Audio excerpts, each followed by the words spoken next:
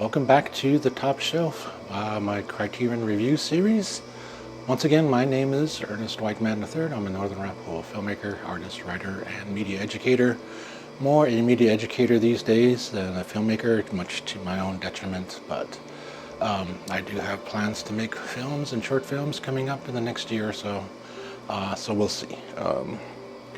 But we're here to take a look at my top shelf, which contains my Criterion collection, and I will give you a synopsis, a review if I've seen it, a look at the special features, and including the aspect ratio, and explain to you why I have the edition. So without further ado, this is another redo episode because as I moved up to Blu-ray after 15 years of not being on Blu-ray, I finally did catch a Blu-ray player a few years ago, and I've been updating my my collection. You see mostly DVDs behind me, and you probably can see this one in the background somewhere. Maybe, yeah, right there. That's what I'm talking about today. Kihachi Okamoto, Sword of Doom.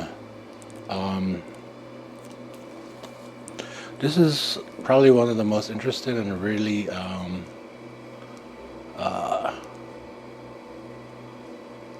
special, I guess. I don't know what's special, but it's sort of like an outlier in the samurai. I was going to say the Japanese version of it, but I don't want to mispronounce it, but the samurai genre. Of course, it stars the great Tetsuya Nakadai as the main character, as this wandering samurai who just sort of like kills for the pleasure of it. And of course, the great Tsushiro Mifune plays a very stalwart and loyal samurai, which is sort of like his opposite number in this film. And both are just trying to like hone their skills to the best, and one does it through the main character does it through constant killing and selling out his skills, and the other of course through loyalty and constant practice and learning. Actually, this film was made because it was imposed on the director Kihachi Okamoto, because his film Age of Assassins the Toho studio wasn't satisfied with it, so they told him, "You're going to make this film." And of course, it's based on a novel series called The Great Bodhisattva Pass, based on a novel Kaizen. You know what? I'm going to break out the glasses early because I can't read my own handwriting.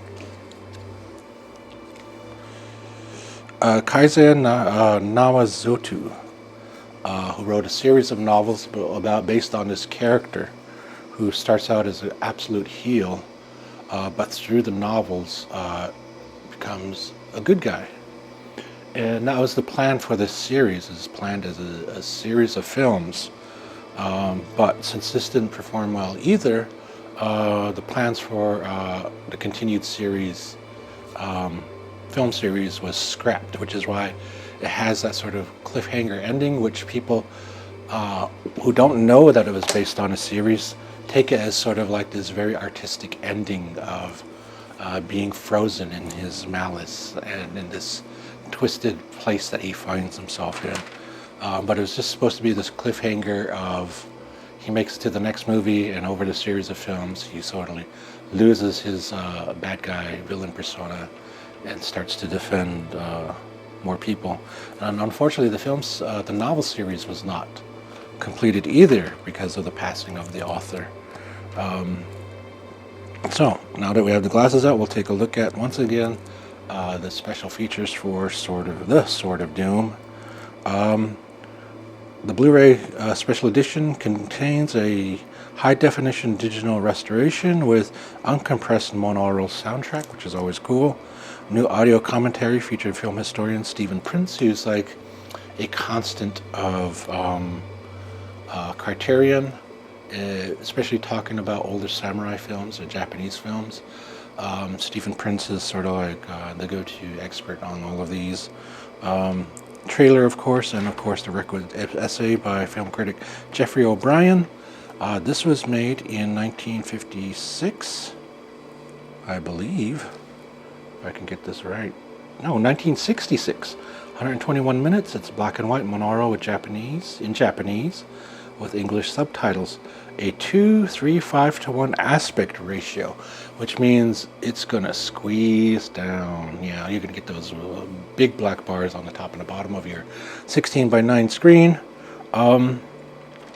like as you see now, and for the rest of this video.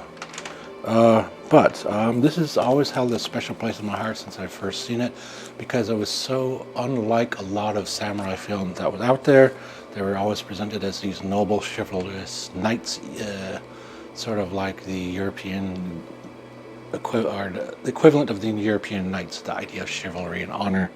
And as I've learned more and more about samurai and the codes of Bushido and all that, the truth behind these things are how varied and in the gray of morality that a lot of samurai were.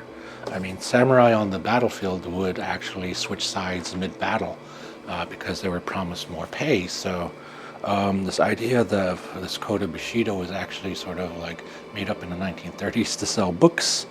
Not to say that some kind of code didn't exist, but this is sort of like a really good character piece of the character played by Tetsuya Nakadai, who just knocks it out of the park with this film. And he does, he's a fantastic artist, I would say. He brings a lot to all of these roles that he has, whether he's doing like a romance like Scattered Clouds, or something like this, which is more where he plays the heavy, especially in something like this in Sanjuro, where he's a straight up heavy. But this one is more like a more nuanced evil sort of thing. Tetsuya Nakadai, I'm glad he's getting his laurels, even though it's this late in the times. Of course, it always will be an equal, I think, in my mind, to Toshiro Mifune. Whenever they played opposites, you know you were in for a good film. So that's what's on the top shelf today. The Sword of Doom. Kihachi Okamoto's The Sword of Doom is on the top shelf of the Criterion collection.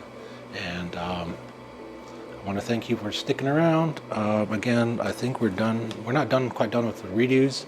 We've got one more redo to do, but the rest should be all new. No, actually, we got a couple of redos to do because I've been upgrading my Blu-rays, yada yada. But thank you for hanging in there. Thanks for any comments you leave. I do read them because there's so few of them. But I do appreciate everybody, whether you disagree with me or not, just being able to have a space to express your opinion freely here. I'm not looking for monetization or views, or well, I am looking for views because I want people to know about these things.